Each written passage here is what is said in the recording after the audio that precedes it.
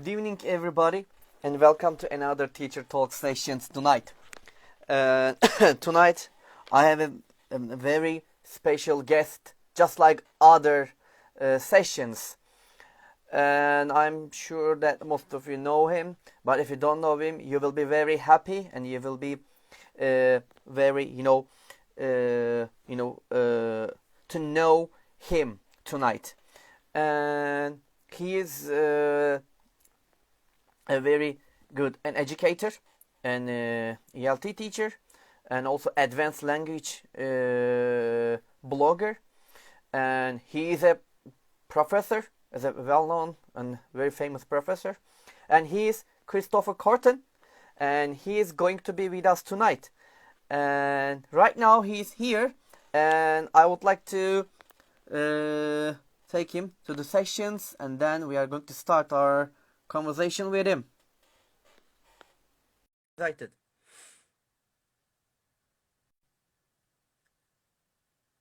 Yes. There he is. Yes. Good evening, Professor Korten. Hello, hello. Can you hear Hello. me? Yes, it's very clear. Can you hear me? Yes. Yes, wonderful. It's great to see you here It's in the great to finally be here. It's been a while. I Yeah, mean, it's a long time coming, but it's nice to see yeah. you, Volkan. Yeah, I know of you for a long time, Professor Korten, and it's really, you are magnificent, an educator, and the things that you are doing are marvelous. And, you are doing a lot of great things. And so I'm really happy and I'm really honored to have you in Teacher Talks live session tonight. And I am sure that our listeners and audiences, and they will be also really happy to listen to here. And before we start that, and I would like to say thank you for accepting my invitation to Teacher Talk session. And it's really great honor to have you here, Professor Korten. My pleasure, Volkan. It's great. And I know that you are very busy, and I don't want to take your time. And if it's okay, we can start, and I can start my questions, Professor. Great. Okay. So, can you, Professor Korten, can you tell us a bit about your professional background and how did you end up producing English language content on Instagram? Well, I have a very serpentine sort of educational background. That is to say, I began as a classical musician a long time ago. And then I transitioned to business. I was in business for a period of time. And then I hit on education and history and writing and English, which has been my focus the last 20 or so years. And so that's sort of the educational background, and I did that in America. I'm American, but I also studied in England at Oxford and Cambridge and finished my PhD there, and then lived in Europe.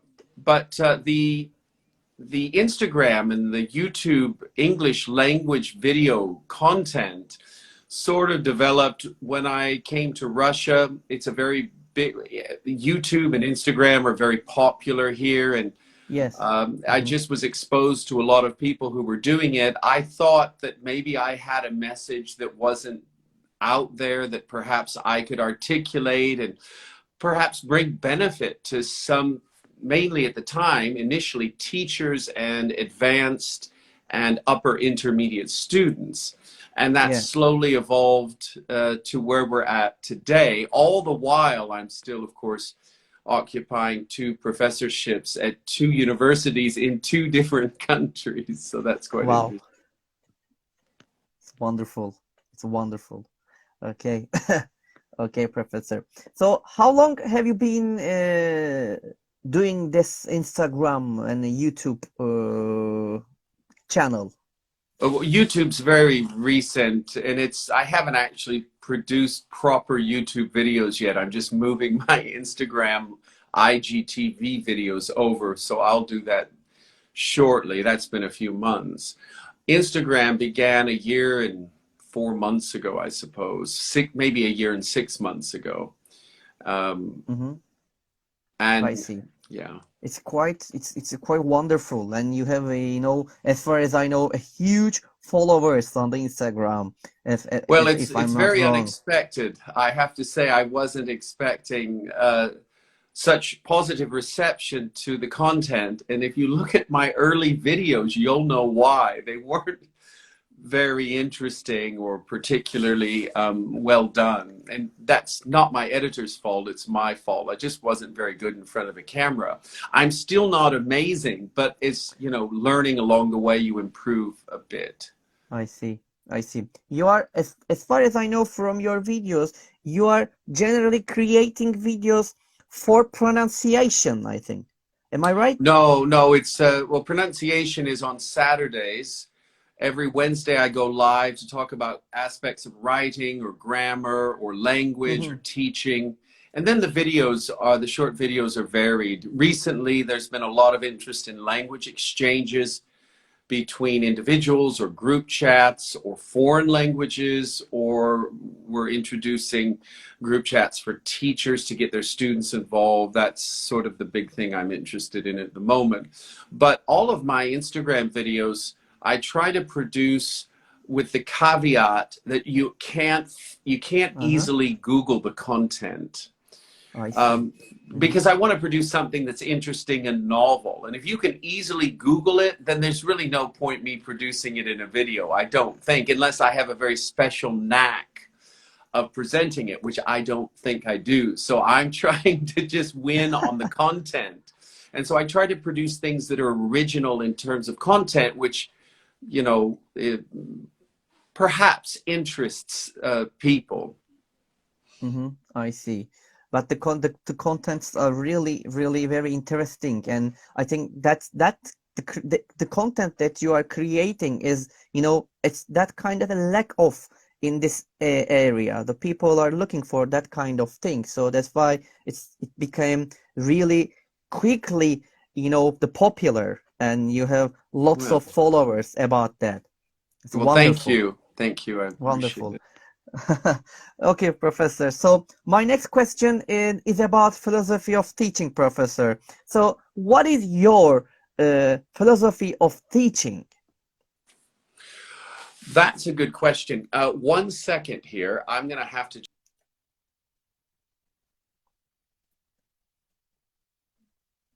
No, it's okay. So, Hmm. um, all right. So I teach at university mainly. I've taught all ages, but I teach Hmm. at university this semester in Poland. I have a doctoral class. It's the doctoral school. I'll be teaching PhD students. Wow. I've taught, professors. I gave a lecture to university teachers in Uzbekistan last week. And so I have a sort of a different approach because of the level of student that I'm teaching. And that is that I emphasize not only the language, but the content.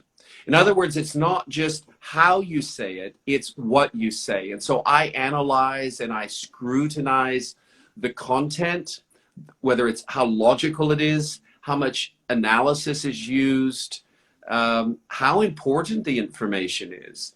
And then, of Hmm. course, address the language issues, style, grammar, syntax, etc. But for me, it's a combination of the two. If you don't have something interesting to say, the perfect grammar isn't really going to help you. And so I feel it's my obligation as an educator not only to educate the language, but to Hmm. refine the mind and the thinking. I feel that is one of my great objectives. There's a second great objective that I feel as a professor I have, and that is to link very Hmm. clearly the skill that I'm teaching in the language with the skill that they will need in their future career.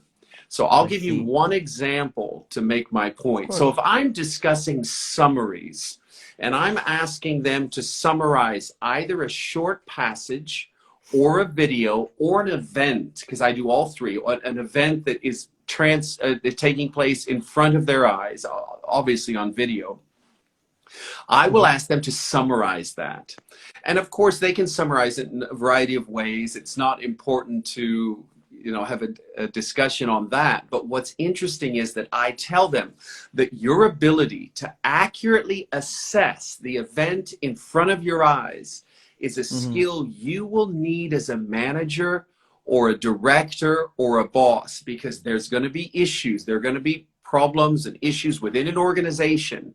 If you don't get it right, you lose the respect of those in the organization. It's I important see. to understand what happened and then prioritize the most important events, followed by the lesser events. This is a skill that's critical. And so I try to underscore life application of writing skills. So I'm teaching academic writing at MGIMO, and today we had class. And so, making those connections enlivens the discussion. Students wake up a little bit and they understand that, Yes, wow, this is real. And exactly.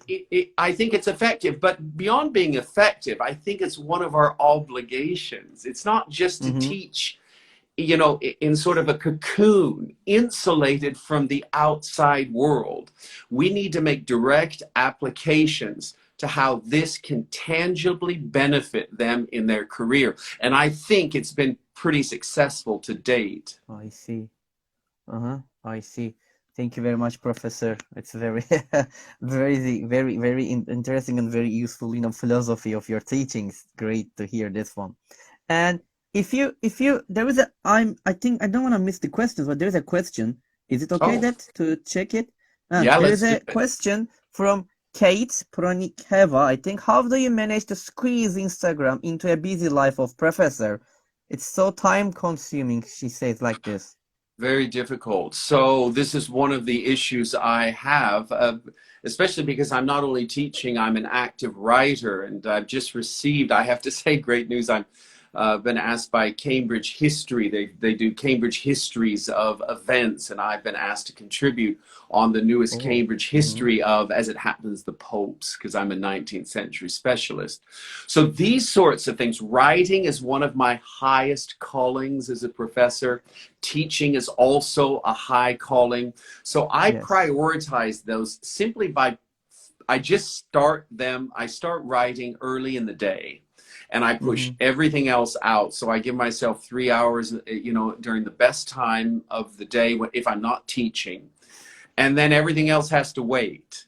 But it takes discipline to do this, because there are always things you can be doing, especially with Instagram. I'm receiving hundreds of questions, a Yes. day perhaps. It's really busy, but I think you need to discipline yourself. But it's not just me, it's anyone who's busy in their career has to prioritize what's most important long term. And for me, it's writing, because ultimately my best teaching ideas Yes. issue from my writing, my thinking, my analysis, this quiet time. Then I try them out in the classroom, and then I produce them on Instagram. And so Instagram is sort of the third iteration, and then YouTube will be the fourth in the fullness of time. But I get sort of several tries or attempts at it before it goes live on the record, permanent record, as it were. And Yes. so this is a really important step, not just professionally, but just to be a better educator. So you talked about, I'm not sure if you asked about how you prepare, or, your educational sort of background, but this Hmm. on the job education is super helpful. So writing, followed by teaching, followed by publishing, and then YouTube is an extended version of that publishing. You crystallize in your mind what you really believe. And this has been really helpful. It's been another form of education for me. I've really enjoyed it. But just to summarize one more time the initial question, prioritizing what's important is essential, or you'll be busy and you won't be effective. Yes, totally agree with you, Professor Korten. So thanks you very much for the answer. And there is another question, but I will ask that question later. And I would like to ask you a very important a question, especially about, this COVID-19 period, Professor. So How do you engage students in your classes, especially in this transitional period? Well, so I'm at two universities. One is offline and one is online. And I've received feedback on both, and they've both been similar. So this is an interesting sort of Mm-hmm. event. So I will just explain or try to just tell you what I think is important on the online sort of Yeah. conditions, which obviously are new for all of us. I think being prepared and being on time are two basic but essential qualities if you want to keep students involved. If you're late or if you're not prepared, students will tune out. They're just not gonna. They're Mm-hmm. not gonna be interested. It's a perfect excuse to shut off the camera and just start cooking or do whatever they do when the camera's off. So I think those are essential. And then obviously once you have the lesson underway, engaging them. And let me tell you how I engage them. I Yes. What I ask them to do, I do right along with them. And I'm probably more excited or the most excited person about what I'm asking them to do than anyone else in the sort of virtual room. In other words, if you're a student watching and you see your teacher excited and doing the work that I'm asking them to do, and I provide the answers that I come up with, and we share so they know that I'm deeply involved, it's hard to tune out. You have to be really I see. callous, I think, to sort of say, Art, I'm not interested. And so I'm able to sort of engage most students because I'm so engaged. And so when I Mm-hmm. ask them to do something in class, I'm doing it in class with them. And this, I think, is really critical. Engagement, excitement, clarity, obviously. And then, of course, what I mentioned earlier about tying in the skills that I'm teaching to real life, circumstances. Yeah. I just tell them like a father, listen, this skill is super important for your future. And here's why. And they listen. And this is interesting. So I think a combination of all of those, some of these are easily under our control. Starting on time, being prepared. The other things, being engaged. I think obviously we can do that. The tying the skills into real life, I think takes some practice. It took me a long time to evolve that. I wasn't great at it. I'm still not great, but I'm getting better at showing, real life application. And now I'm really big on that. But I think the combination of all of these engages students who are interested and students Mm-hmm. who were borderline interested. The students who, Wow. weren't interested at all in your subject, you're probably not going to convert them, but I can't worry about them. Mm-hmm. I do my best and I'm Yeah. friendly and I One. offer a lifeline, but if they don't grab it, I can't Yeah. save them, Wonderful. Vulcan. Yeah. It's okay, great one. Thank you very much, Professor Korten. It's wonderful, really. The ideas and the way your suggestions great, really. Thank you very much. And someone asks us, can I ask a question? And of course, you can ask questions. Just write your questions into the chat part, and I will ask to Professor Korten when we have a suitable time. Okay. So, Professor Korten, my next question is about professional development. What are the main ways you pursue professional development? That's a great question. I Thank you. think I want to start with the one aspect that I think everyone can do. So this is one that is not just reserved for me. It's what everyone can do. And that is to put yourself in new situations. Allow yourself to have new experiences. So I'll give you a basic example so you know what I'm talking about. If you're teaching speaking, challenge yourself and teach grammar or listening or reading or writing. It's a new experience that rounds out your education, gives you a different perspective Mm-hmm. on your topic. That's a basic example, but it's one most of the teachers listening can apply. So do you know what I do at university? I submit new courses almost every year. It's a lot of extra work for me, or every 2 years actually. It takes me 2 years to Mm-hmm. sort of get to come to grips on some of these Yeah. subjects. But I submit new courses because I want to challenge myself to always grow and always learn. And so this is one of the things I do is I teach different subjects.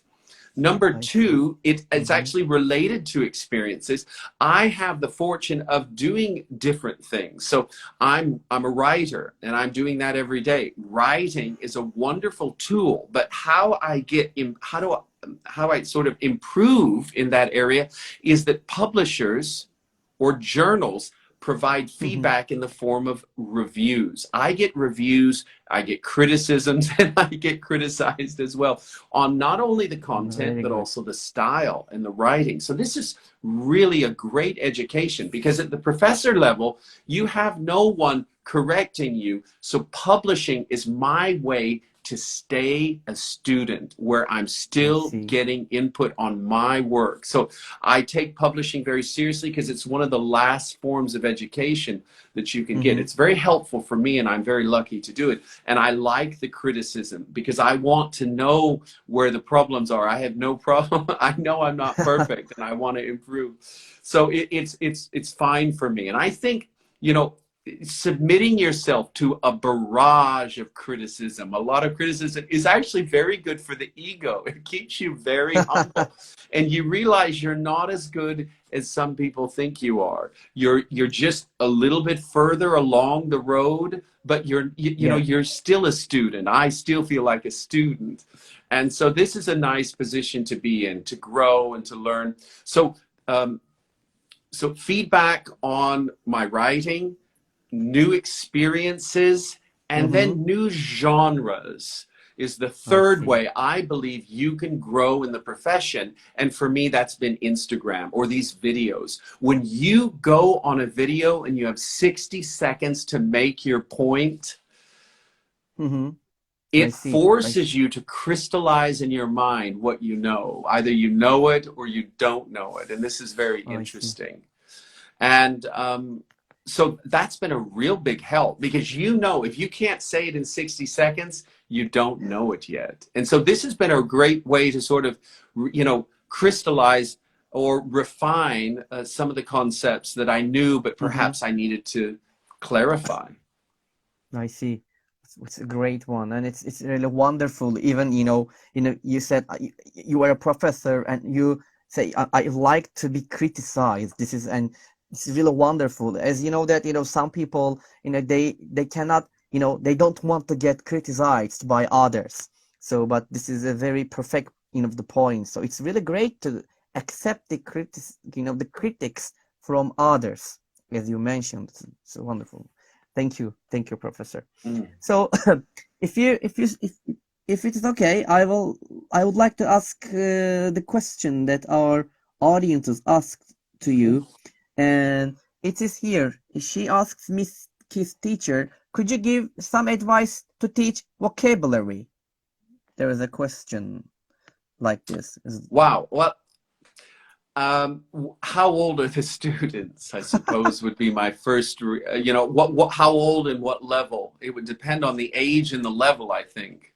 Uh-huh. And So access to resources. Three variables I think I would need to know before I can answer that question. So I age, see. level of English, and access to resources. If I know those Mm-hmm. three variables, I can give a better answer.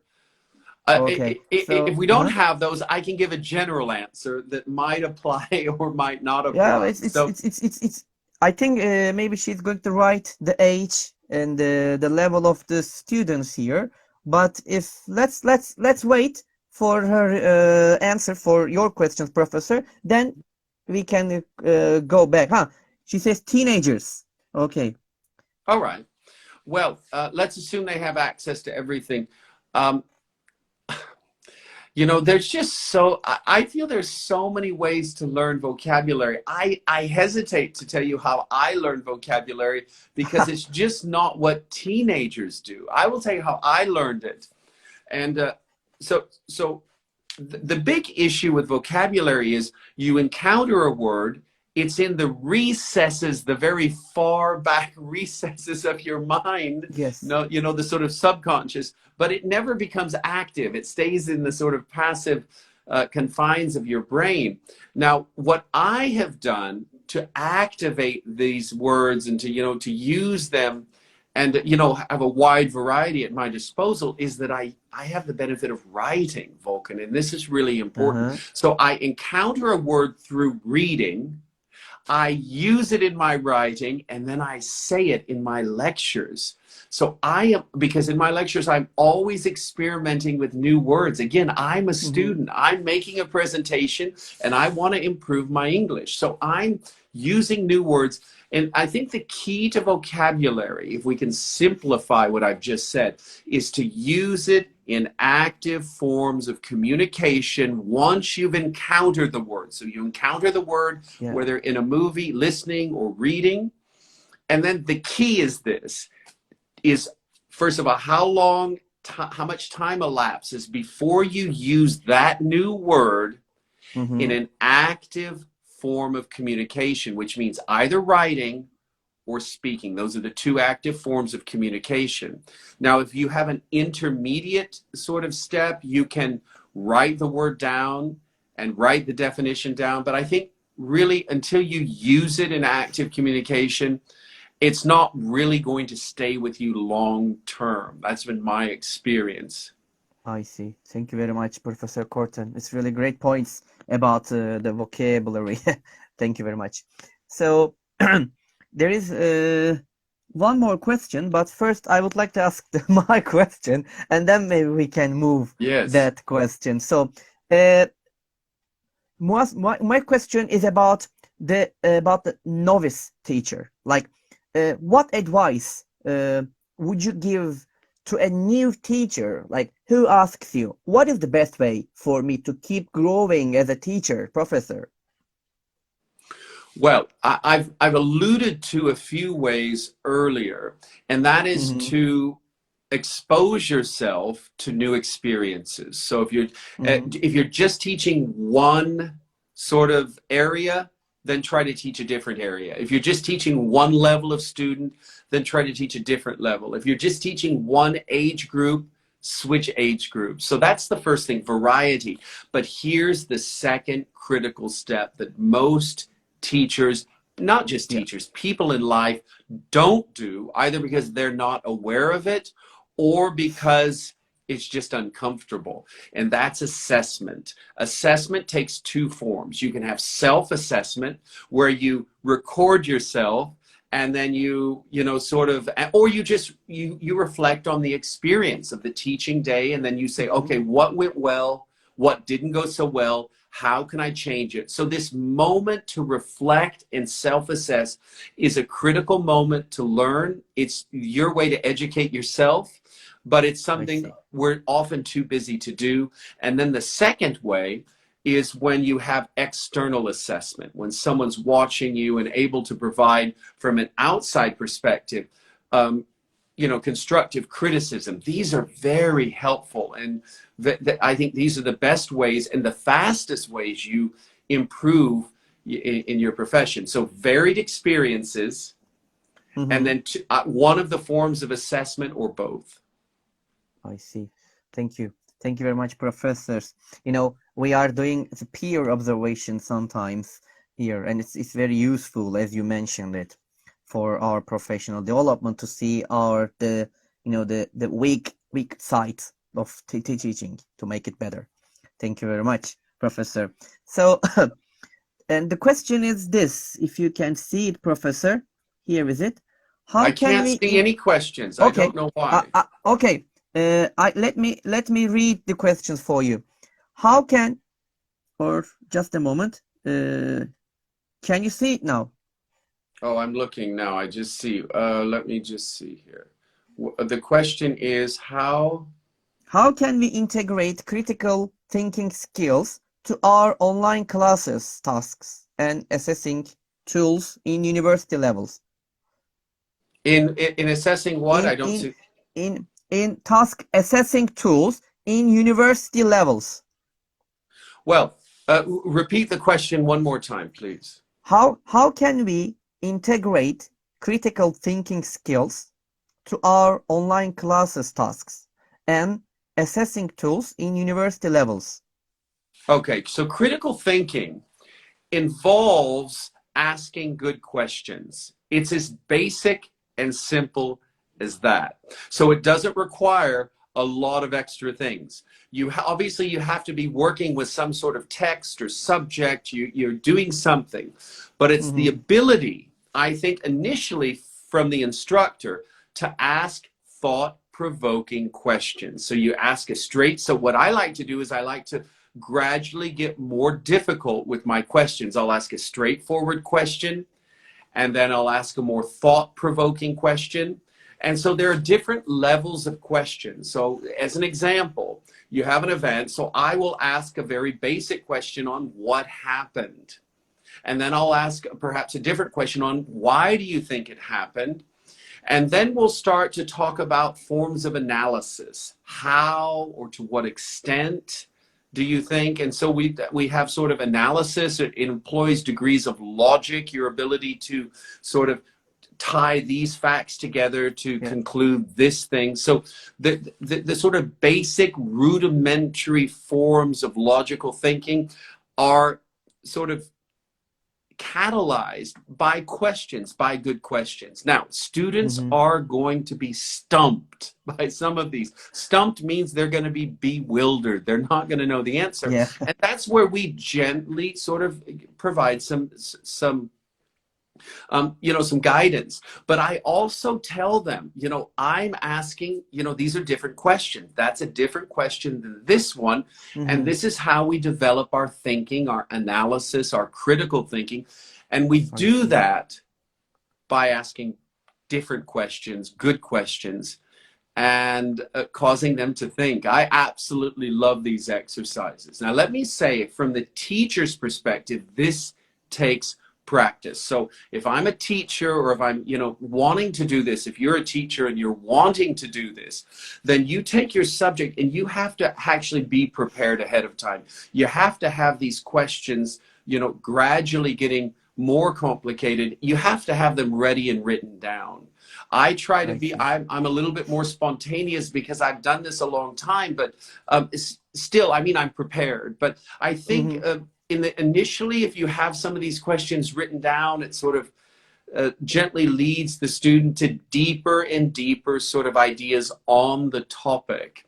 And so today, for Yes. example, we were talking about, linking, well, as an example, linking ideas, I see. actually linking sentences, not linking words, but Mm-hmm. linking sentences.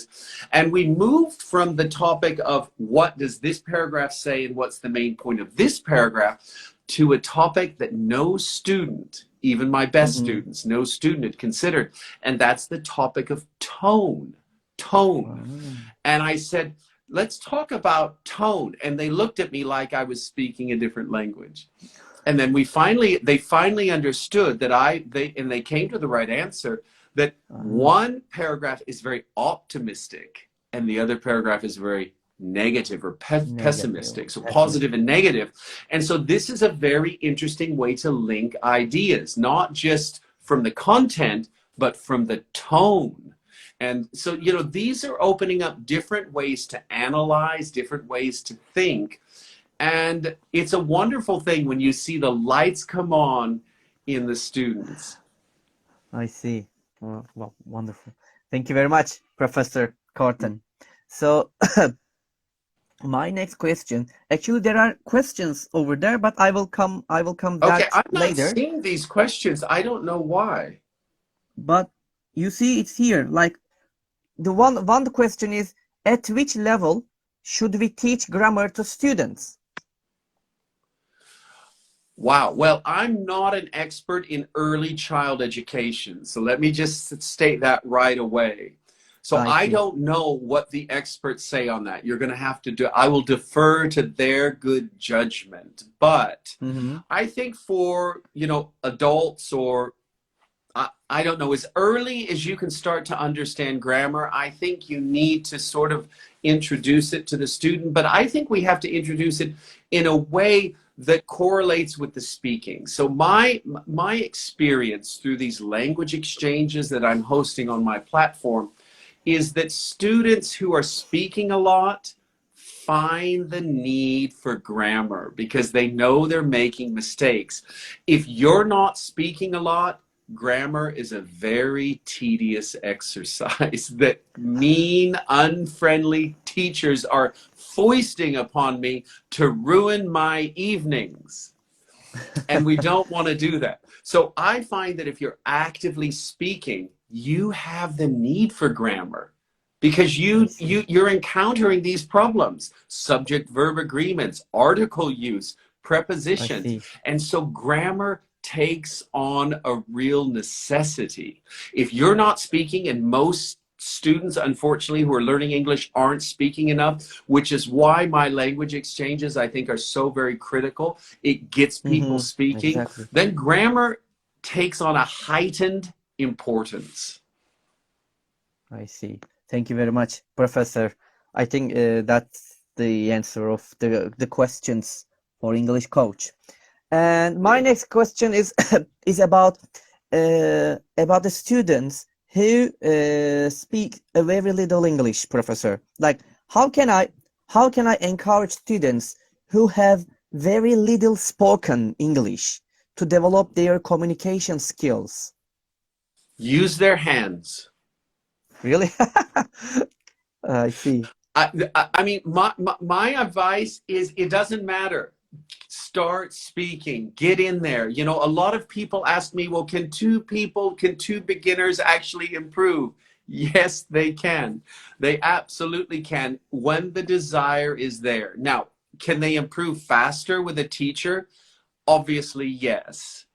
But a lot of students don't have the financial resources or the luxury of this. So I try to give students the access, the wherewithal, the means to improve with no money, with just a desire.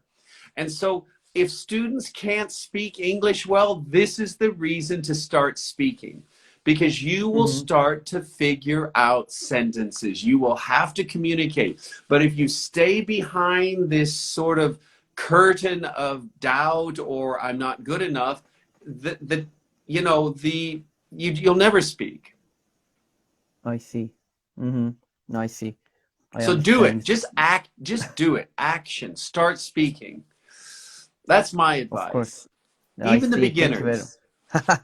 Yeah, it's really hard to make them speak sometimes if Yeah, of they course. yeah Which is little spoken English. exactly, which is why my language exchanges, I'm not trying to promote it. I just think it's a great idea. You have two beginners who desperately want to speak. They don't know each other, so they're not embarrassed, or a group Mm-hmm. chat.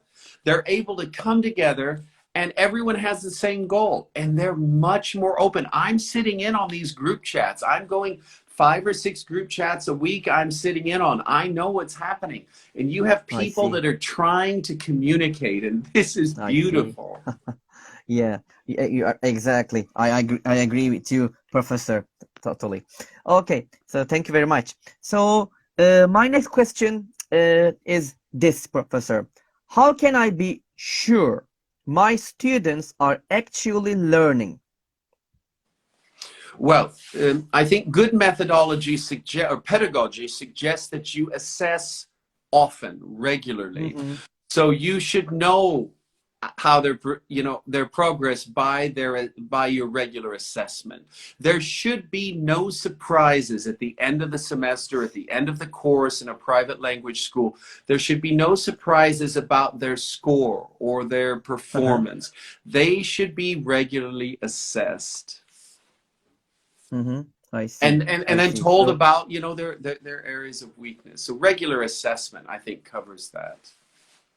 I see. I got it. So like the day by day or regularly, as you mentioned, Well, we have to it assess. depends. I mean, you can do micro assessments daily, but I mean, serious assessments maybe once a month or every 3 weeks, depending on the intensity of the course. Hmm. But what you don't want to have happen, which happens a lot, is that students get to the end and they fail, or they perform very poorly on an exam, and they were not made aware of it earlier. This is the fault of the teacher. It's I not the see. fault of the teacher about their score. It's the fault of their teacher Hmm. for not informing them that they were about to fall off a cliff, linguistically. So Yeah, we have to forewarn them to give them time to improve or work I see. harder. I got it. Thank you very much, Professor. And my other question is about motivation, Professor. So, can you give us some practical tips to increase or to create motivation in different age groups? Oh, goodness. This especially it's little, it's really hard, because of the distance learning. It makes us really, Yeah. I think I've push addressed to that. motivate. Yeah, I think I've addressed that in my earlier answer dealing with how to engage online learners. Your excitement about the subject gives an opportunity for the students to be excited. If you're not excited about the subject, there's no chance they will be. So Hmm. I think that's the first step. And then everything else I mentioned earlier about being prepared, being involved, getting involved. You can't obviously do the work for the student. They must take responsibility regardless of how much they're paying you by the hour. They still have to learn. But you can do everything possible, which is showing excitement, being professional, being prepared, being clear. Clarity, I think, is really essential. If students are confused, they lose motivation. So I Yeah. was teaching for many years this young girl who started from zero and went to A2, and I learned so much about early formation. And what I learned was when she got confused, she closed. I And see. so I Hmm. had to be very clear and very sensitive about not making it Hmm. too difficult too quickly. And if that means slowing down the progress to give her confidence, then that's what we need to do. But confidence is a lot of it. This, affirming, especially young learners, I think it's very critical. Yeah, I see. I see. Thank you very much. Thank you very much, Professor. So I was looking for the question that they ask. But you have already mentioned the questions answer, like how can we encourage our students to speak in speaking classes? But you have already give some examples for this question, I think. Yes. So let me look here. There is another question here. Hmm. Maybe the last question. We'll take Yeah, one maybe. more I'm sure. question. Yeah, sure. This is the last question that we Mhm. can take from them. How to stay concentrated on your subject? Well, it depends on the situation. If you're a student, you stay concentrated because there's a fear of failing at the end of the semester. Yeah, So that's an imposed concentration. You have to focus yeah. at some point before the final exam or you fail. When you get Mm-hmm. older, or if you're doing language voluntarily, then motivation comes, I think, from how close and how relevant it is to necessity. How much do you need it? How important it is in your life? I I see. don't know Mm-hmm. if that's their understanding of concentration, or if they mean sitting 3 hours in Mm-hmm. front of a book. That's a different sort of concentration. Mm-hmm. That involves other skills. So if you're talking about, just sort of focusing for 45 minutes, that's a different sort of concentration. I see. I see, Professor. Thank you very much. Thank you very much, Professor Korten. And Professor Korten, I think actually we could do these sessions for hours and hours, but uh, I'm really sorry from the audiences, but Professor Korten is very busy, so I think that was the last question that we have received. And my last question is this: what would you like to tell to our audiences and as your last words before we finish our live sessions, Professor? Okay, that's a great way to end. I would like to posit the notion that learning is a beautiful experience that should be a lifelong endeavor. It's not a final product. It's something that sort of stays with you. It keeps you young. It keeps you excited. It keeps you involved. I think it keeps you sane in some Uh-huh. cases. But to enjoy to enjoy the process of learning. I think some of us, we get so fixed on goals and international Uh-huh. exams and grammar tests that we lose sight of the enjoyment of learning. And that involves taking a step back and saying, wow, I'm learning this. This is really nice. So make a concerted effort. I do, and I'm challenging you to make a concerted effort to enjoy the process of learning. It's a wonderful thing, or you wouldn't be in doing it, but sometimes we get busy and then we forget. So enjoy the process. It's a lifelong endeavor. There's no finish point, so there's no point, we don't need to compare ourselves because it's a lifelong journey, I and see. keep working. Thank you very much. I see. Thank you very much, Professor. So I know that the people would like to listen to you more, but I know that, as I mentioned before, you are very busy. And thank you very much, Professor. So I would like to say you one more time, thank you very much for your time and for your suggestions and for your advices to us and to being our guests here in Teacher Talks. It was a great honor to have you here. And so I'm really happy to have you in Teacher Talk sessions. So, tonight with your ideas, and I'm sure that and I have learned a lot, and I'm sure that our audiences also they have learned and they grabbed some useful tips and ideas and suggestions from you, Professor. And thank you very much one more time.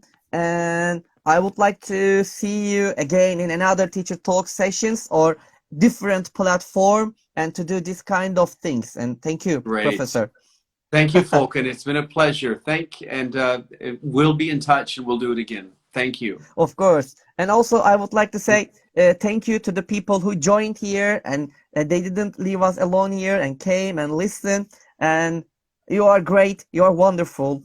And this, I would like to say, sharing is caring, just like we have done it in this Teacher Talk sessions.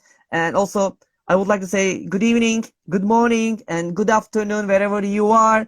And see you in the next Teacher Talk sessions on next Monday and then the same time and the same day. Peace, everybody. Take care and good Bye bye. evening. Bye bye, Professor. Bye bye, everybody.